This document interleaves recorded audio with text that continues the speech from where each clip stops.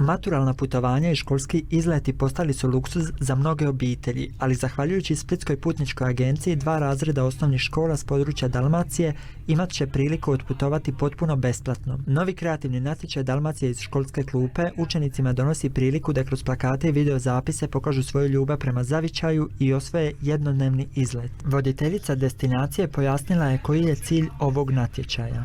Pa definitivno da se nekakva kreativnost tu potegne, inovativnost i da zapravo timski rad da potaknemo tako da oni svi zajedno kao razred mogu doći do jednog svog vlastitog kreiranog izleta. Destinacije koje su dostupne zapravo za jednodnevne izlete su obično nekakvih 150 km od mjesta polazišta, tako da od otprilike nešto tako računamo i u ovom slučaju. Obzirom da je riječ o školama iz Dalmacije, onda će najvjerojatnije izleti i ostati u samoj Dalmaciji. Ovaj cijeli izlet ćemo zapravo financirati mi, znači nema tu nekakvih sponzora ili nešto slično, znači sve usluge koje su u samom izletu od prijevoznika, nekakvih ulaznica, ručka, sve financiramo mi.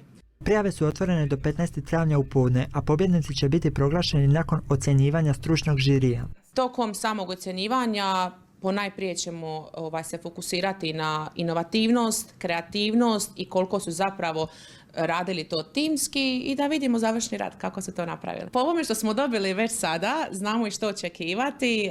Vidjeli smo da su djeca, a i njihovi profesori pokazali jedan jako inovativan način kako prikazati Dalmaciju i kako tu jednu kulturnu baštinu modernizirati i približiti današnjim naraštajima. U vremenu kada su cijene školskih putovanja sve više, ovakvi projekti daju priliku djeci da istraže ljepote svoje regije bez financijskog opterećenja za roditelje. Hoće li baš njihova škola osvojiti besplatan izlet, ovisi o kreativnosti i timskom radu.